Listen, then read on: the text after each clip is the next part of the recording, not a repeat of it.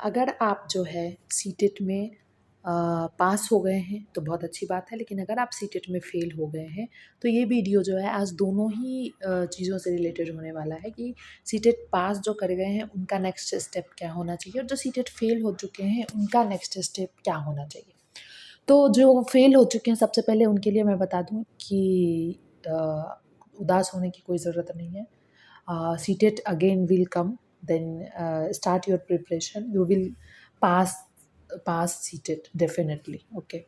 So next, I will talk about like whatever suggestion is there that I already put it in that video, but while playing this video, I will explain along with that.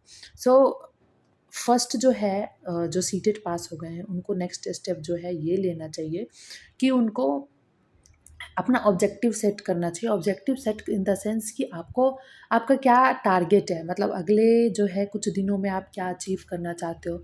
बहुत सारे लोग होते हैं वो जो है वो private job की तरफ नहीं जाते, वो सरकारी जॉब की तरफ ही जाना चाहते हैं, जबकि प्राइवेट जॉब में भी बहुत सारे ऐसे इंटरनेशनल स्कूल्स हैं, बहुत सारे ऐसे स्कूल्स प्राइवेट हैं जो सीटेट मांगता है और जनरली लोग नहीं भी मांगते हैं। लेकिन जो इंटरेस्टेड कैंडिडेट हैं वो प्राइवेट के साथ भी जा सकते हैं।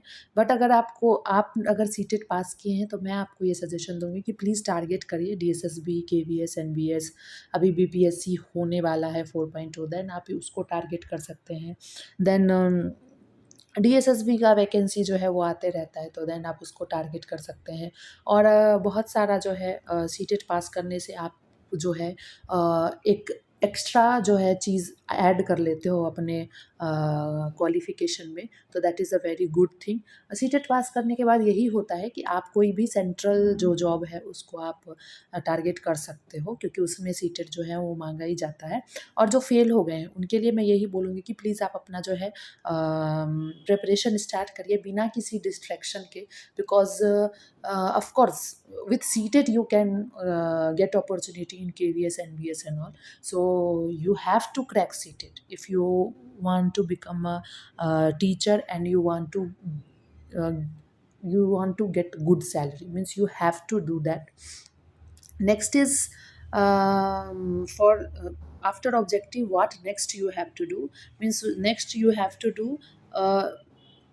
सबसे पहले previous knowledge, means previous knowledge बोल रही हूँ, प्रीवियस ईयर क्वेश्चन पेपर जो है that you have to solve it, because किसी भी चीज़ को, कोई भी एग्ज़ाम का पैटर्न जानने के लिए, किसी भी चीज़ को टॉपिक क्या आता है, कैसा क्वेश्चन आता है, इस चीज़ को जानने के लिए आपको प्रीवियस ईयर जो है क्वेश्चन सॉल्व करने ही पड़ेंगे। मिनिमम आप 5 ईयर का प्रीवियस ईयर क्वेश्चन सॉल्व करिए। जो सीटेट पास कर चुके हैं उनके लिए मैं ये बोलना चाहती हूँ कि जो अभी केवीएस एनवीएस का एग्ज़ाम हो रहा है और जो पहले से हो रखा है, प्लीज़ 5 ईयर का क्वेश्चन उठाइए और अभी से सॉल्व करना स्टार्ट कर दीजिए, ताकि आपको रिपीटेटिव टॉपिक के बारे में पता चल सके कि कौन सा टॉपिक ज़्यादा पूछा जा रहा है, किस चीज़ का वेटेज ज़्यादा है। और जो पास हो चुके हैं वो सीटेट का प्रीवियस ईयर क्वेश्चन पेपर उठाइए और उसको सॉल्व करना स्टार्ट करिए। Then you will get to know which topic is more repetitive, which topic have more weightage, then you can make good strategy for cracked it. Next जो आपका step होने वाला है, जब आपने क्वेश्चन पेपर जो है वो सॉल्व कर लिया, then for pedagogy you have to read NCERT. अगर आप टीजीटी पीजीटी कुछ भी किसी भी चीज़ का टीचर बनना चाहते हो ना, you have to read NCERT. Doesn't matter कि आप जो है किस स्ट्रीम से बिलोंग कर रहे हो, आपको एनसीईआरटी पढ़ना ही पड़ेगा, चाहे आप केवीएस एनवीएस का एग्ज़ाम दो, चाहे आप डीएसएसबी का एग्ज़ाम दो, और चाहे आप सीटेट का एग्ज़ाम देने जा रहे हो। You have to read NCERT book, because question will come from that, because that is only the authentic textbook. So all the central government exam refer that textbook only, so you have to go through that NCERT book. Next step जो है, अब आपने सोच लिया कि अब आपको NCERT पढ़ना है, बट नेक्स्ट स्टेप जो ये है होने वाला है कि आपको सब कुछ नहीं पढ़ना है, पूरी बुक आप पढ़ने के लिए बैठ जाओगे, that will never work. So better है कि आप जो है क्वेश्चन पेपर जब आप सॉल्व कर रहे होगे ना, प्रीवियस क्वेश्चन पेपर, उस समय आपको जो है टॉपिक लिखते जाना है कॉपी में कि कौन सा टॉपिक से ज़्यादा क्वेश्चन आ रहा है। Okay, and then you will get to know which topic you have to read more and you which topic you have to give less attention. So इस तरीके का स्ट्रेटजी बना के अगर आप पढ़िएगा, then definitely I am telling you, you will get good score. और guys, जब मैं सीटेट पास कर सकती हूँ फर्स्ट अटेम्प्ट में, तो आप ज़रूर पास कर सकते हो.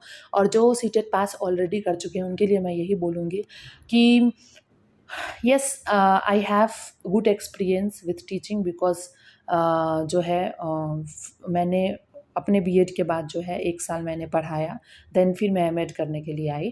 तो I have good experience in school. So मैं कॉन्ट्रेक्चुअल का जॉब ऑलरेडी मैं कर चुकी हूँ.